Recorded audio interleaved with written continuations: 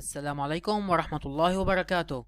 اليوم مع طريقة إصلاح الإيميل لهاتف A51 الطراز A515F U4 أندرويد 11 آخر إصدار مثل ما أنا شايفين. تاريخ تصحيح الحماية 2021 آخر حماية.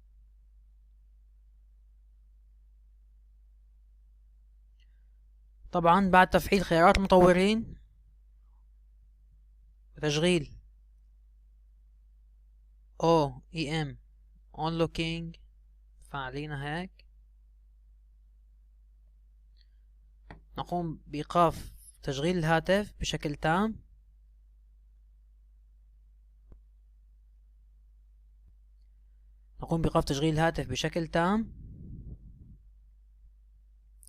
وأدخال الهاتف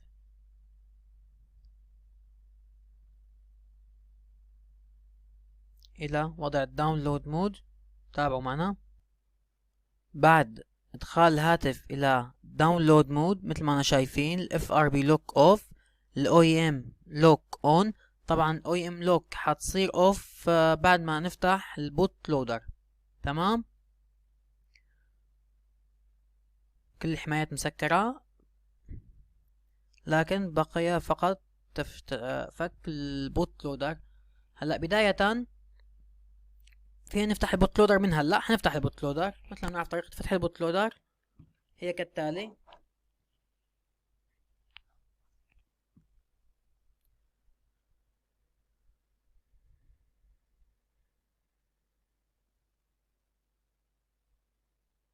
أثناء الدخول إلى وضع الداونلود مود، قبل الضغط على زر رفع الصوت،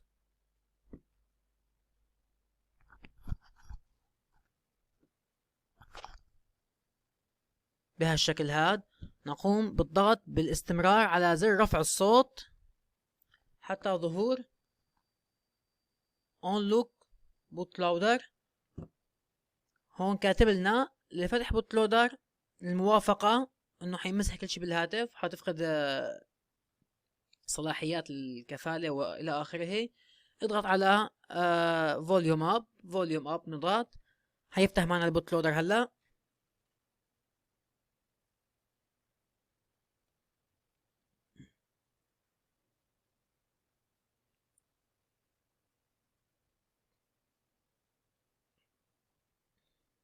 نقوم بالضغط على الرفع وخفض الصوت معا حتى الدخول مرة أخرى إلى الداونلود مود قبل تشغيل الهاتف، ونضغط على زر رفع الصوت.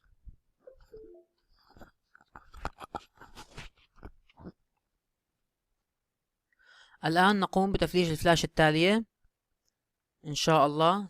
سنجد الرابط أسفل الوصف. بسم الله الرحمن الرحيم، توكلنا على الله. ستارت.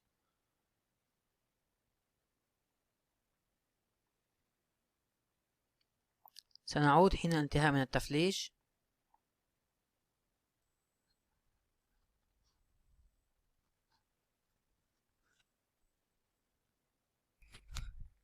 طبعا هلا بعد الانتهاء من التفليش وتثبيت الفلاشة على الهاتف، انا ما راح اخلي الهاتف يقلع بشكل كامل. حاعيد ادخال الهاتف الى وضع الداونلود مود مرة تانية، واقوم بعمل روت للهاتف، لسبب انه عملية اصلاح الايميل بتحتاج صلاحيات روت في الكتابة وفي الباتش. طبعا هلا ننتظر حتى كتابة الروم على الهاتف.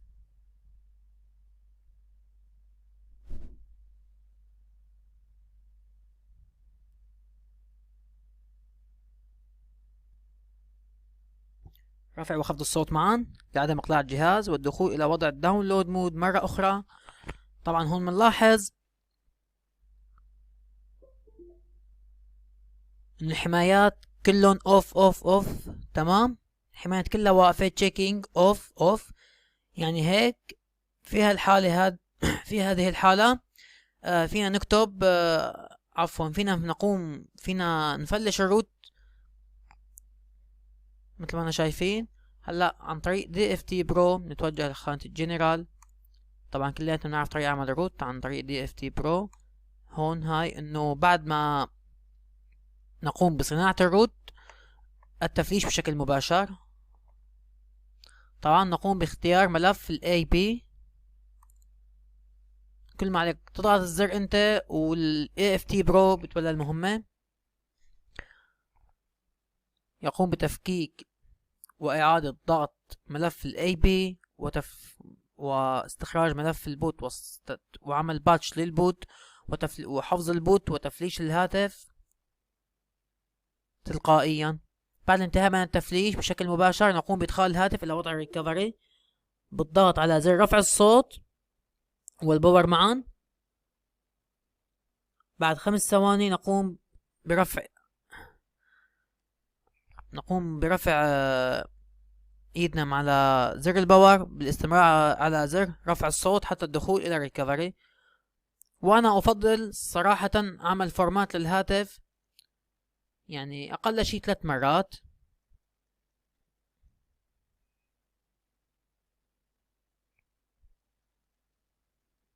هذه المرة الثالثة وهي المرة الرابعة كمان. وبنعمل كمان ويب كاش بارتيشن. الآن نقوم بعمل ريبوت سيستم ناو ونقوم بانتظار الهاتف حتى اقلع. طبعا هلا خليكم معنا حتى نعرف كمان كيف حنشيل الشعار الامان كمان بضغطة زر.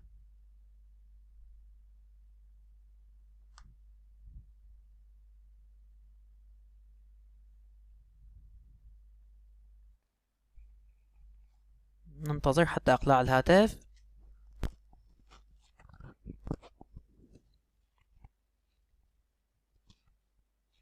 في البداية الهاتف حيعمل ريستارت اول مرة وتاني مرة، بعدين حيقلع معنا ويوصل لسامسونج.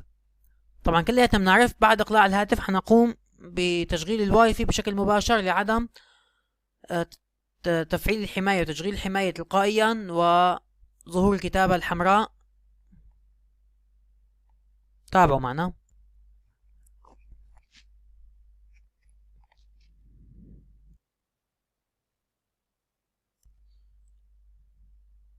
بعد تشغيل الهاتف وإقلاع الهاتف نقوم بالتوصيل إلى الواي فاي بشكل مباشر.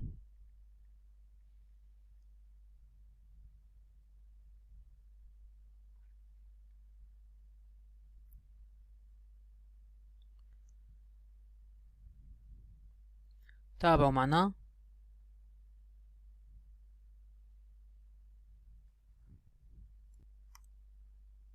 بعد تشغيل الهاتف والوصول إلى المنيو نقوم بتفعيل خيارات المطورين وتفعيل تصحيح اليو اس بي،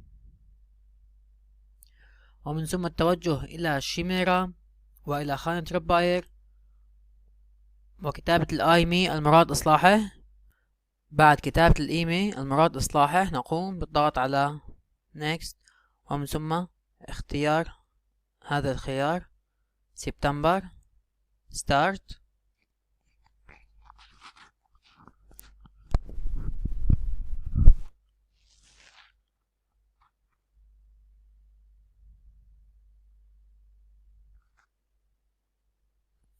ننتظر حتى انتهاء من الإصلاح.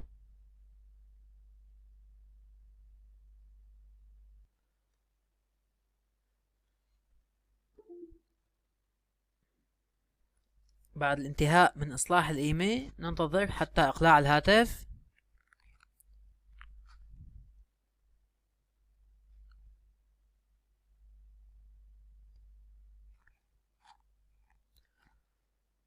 بعد إقلاع الهاتف نقوم مرة أخرى بالتوجه إلى شيميرا وعمل باتش سيرت آخر إصدار أكتوبر. بسم الله توكلنا على الله.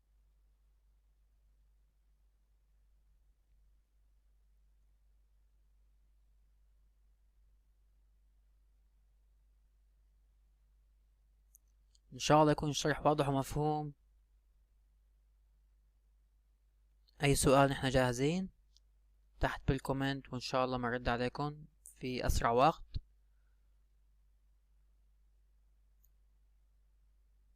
مثل ما أنا شايفين تم عمل باتش بشكل تام وصحيح بدون أي خطأ أو أي مشكلة أثناء العملية. هلأ نعرف كيف طريقة إزالة شعار الأمان. مثل ما أنا شايفين هنلاقي إن شاء الله الموضوع أسفل الوصف، طريقة إزالة شعار الأمان لكافة أجهزة سامسونج التي تحتوي على شعار الأمان. وهيك بكون وصلنا لنهاية شرحنا إن شاء الله اليوم. دمتم بخير وفي رعاية الله، والسلام عليكم ورحمة الله وبركاته.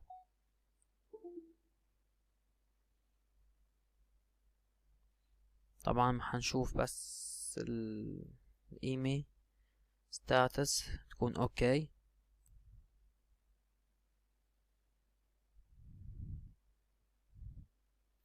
مثل ما كنتم شايفين هلا NG دقائق وحتصير اوكي.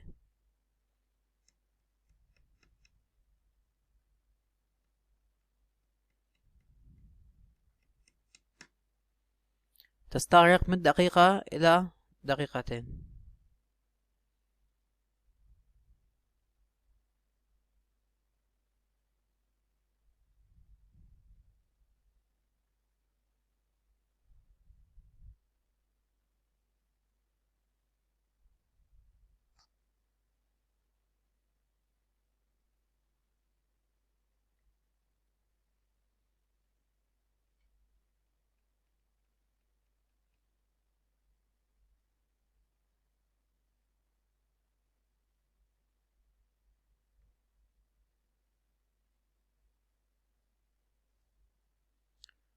مثل ما شفتوا صارت اوكي.